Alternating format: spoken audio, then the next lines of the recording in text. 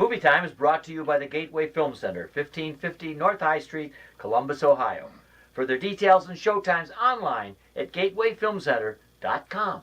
The award-winning It's Movie Time is produced by John DeSando. Listen to the shows and read reviews online at WCBE.org. I'm John DeSando. I'm Wayne Miller. And this is It's Movie Time. With our little friend here again. Wayne, at this time of year, we can't expect much. January. I know. The dead zone. It is. And so we've looked at a little film by a new director. Yes, female director. Yeah, Sarah Colangelo. Mm-hmm. And it's called Little Accidents. Little film, Little Accidents. But the accidents here are not so little because they have a tremendous impact on the lives of these people. All right, so a little bit in the kind of milieu of Out of the Furnace. Yes. The coal mining town. Uh-huh.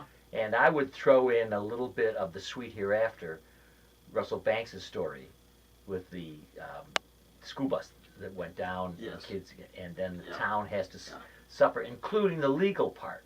So it has all of that. Stars Elizabeth Banks, and basically what's going on. Right. There's an accident in the coal mine. 10 men die. Only one survivor.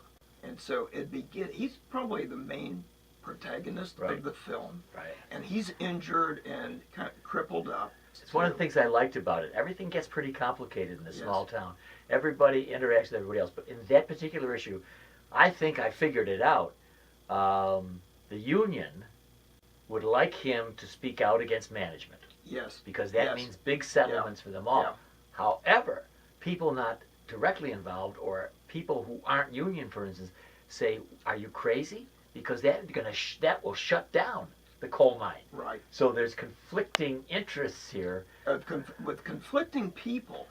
And the one thing I like about this film are the three different groups the three different families that we get to know. Right. And in his family, it's himself and his father. And his father, probably a retired coal miner, probably hurt on the job, obviously suffering from black lung disease. That is coughing and hacking and things like that. Reminded me of a grizzled Chris Christopherson. Absolutely, great or character. Eric Roberts, that grizzled guy, and but seems to be a very good father. Trying to counsel his son on the best thing. He's definitely a mine worker, right? And I think he wants the son to back away so that they can keep their jobs. Yeah, and even though that the son could maybe get some money because of how he's been crippled by this accident, and of course the families of the 10 dead miners want to get some money, and one of the families of a miner who died, a wife, Chloe Sevigny, or what the actress, who I did not recognize her. Then it's kind of like because of her telltale eyes that she has, you could really tell. But she's got two sons, a freshman in high school, and then a younger son who has Down syndrome.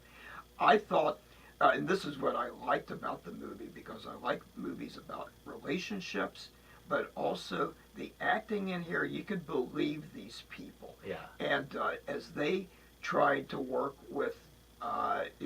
out their grief, and it seems like this is months after the accident. Then the third family is the kind of the manager of the mine.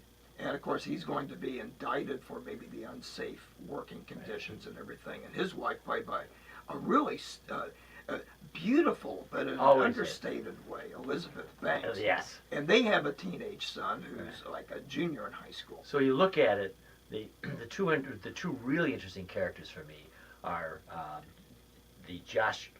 I wouldn't say that. I'd say Boyd Holbrook as Amos. Yes. This is the guy who's the survivor. Right. And he's terrific in this role. I think you said he reminded me of somebody in Sling Blade. Yes. Yeah. I can't remember his name. Actually, it was the young boy, the 15-year-old boy. And that's the other one I like, is the 15-year-old boy. Yes, and he reminded me of the actor Lucas. I think Lucas Black, who was in Sling Blade. His name is Jake Loafland, and he recently appeared in Mud.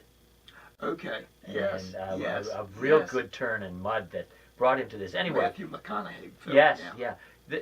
The crucial part of this is the truth. Yes. Will the truth come out? So she plays, that is, the writer-director, Sarah, plays off both of those, again, to parallel them, as to whether the young boy who gets involved in an accident Yes. whereby the son of the manager is killed. Yes. By accident. By yeah. accident, Mhm. and he has to decide whether, in fact, in the end, he will tell what happened or not. Yes. And yet, on the other side, Amos Jenkins, whom we've talked about, who is the survivor, is being hit all over the place by the town. Now, here's the thing for me, Wayne. While I love this, I love its gritty realism. Yes.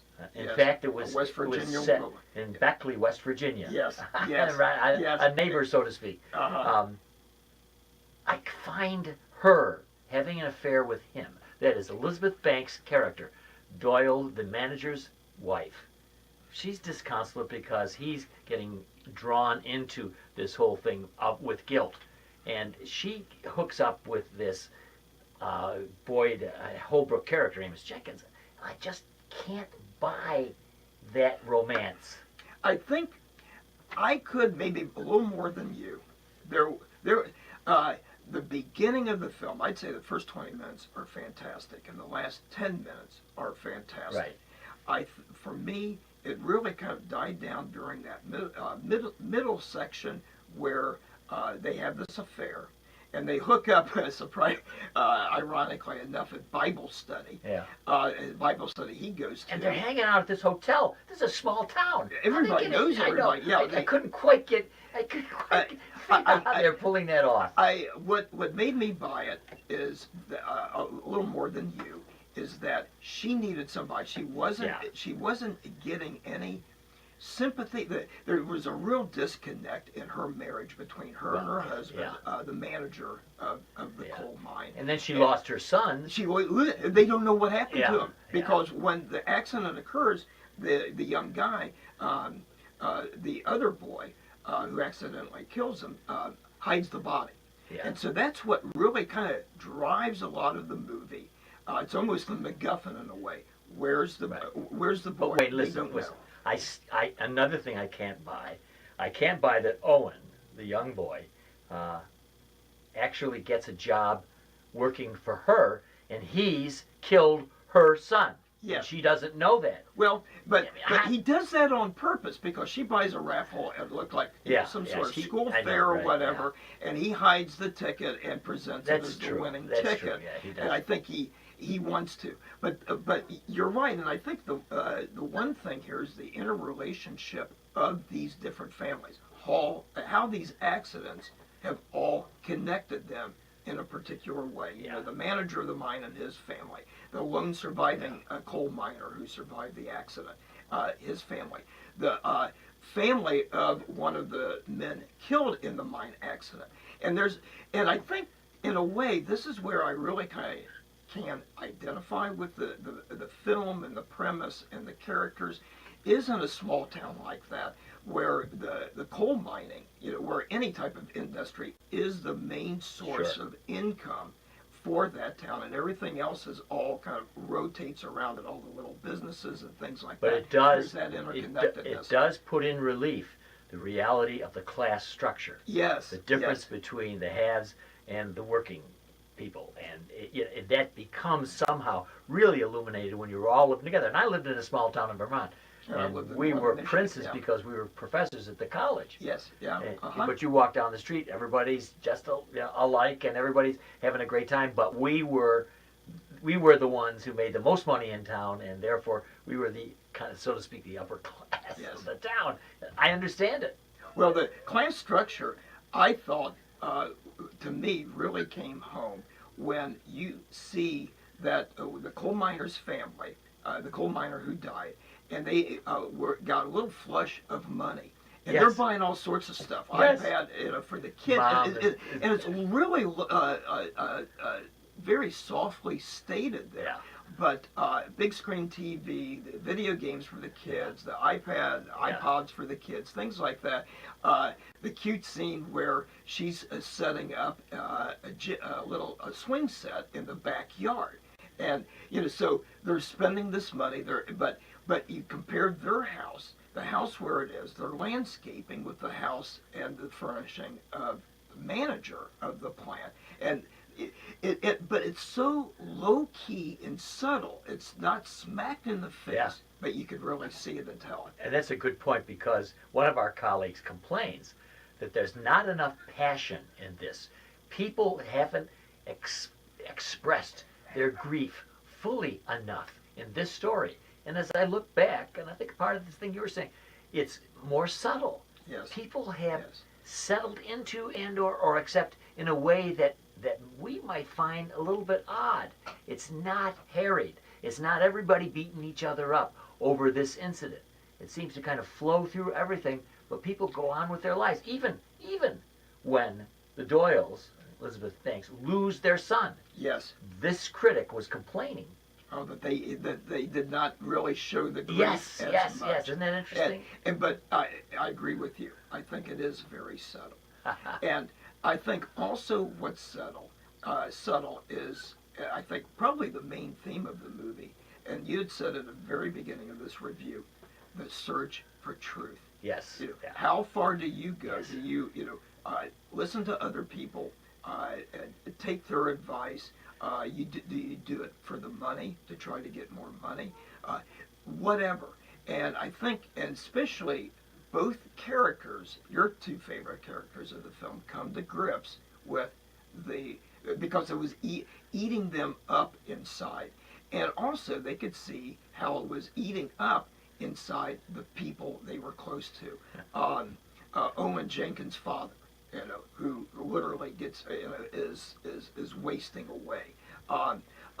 The Down syndrome brother of interesting. Yes, just very subtle. It's kind of like, oh, he's wet as the bed 3 times this week. Yeah, he's What's witnessed. wrong with it? He's witnessed the accident that killed and one boy. and he could reveal it, and therefore put the young man Owen in jeopardy. Yes. And that never comes out. No. They never either carry that through, or just simply you accept the fact that he remains loyal to his brother. Loyal to his brother, comforting to his brother, because his brother, who has to look out after him so often, says, hey, stay at home, stay at home. The kid follows him, and that's why he witnesses this accident. But also, after Owen hides the body, I thought a very touching scene, that he starts breaking down and he starts hugging his brother, and his the Down syndrome younger brother, who shows sympathy and pats him on the head, because he feels for his brother and what he's going through, and that's what's eating him up, is because of what the guilt that his brother's carrying. Look, we've had a lot of high-powered films because of the Oscar nominations. Yes. This film, called Little Accidents, is a little film. But if you want to go and enjoy some superb acting, absolutely, you began this discussion with that, and it is truly that with a really fine evocation of atmosphere, town, working class, and the way that people have to live with each other, even with their tragedies. So it's called Little Accidents. It's the new film by writer-director. This is her first feature film, Sarah Colangelo. Wayne Miller, what grade would you award Little Accidents? B+. And the only reason it would not veer into the A is I found it slightly draggy. The middle Yeah, you third did. of It the sagged film. in the middle for you. Yes. And I'm offering it a B because of those my disbelief Yes. in some of the connections. But other than that, we both saw it together, and we both enjoyed it. It makes you think, and it makes you feel, but in a very subtle way that'll stay with you.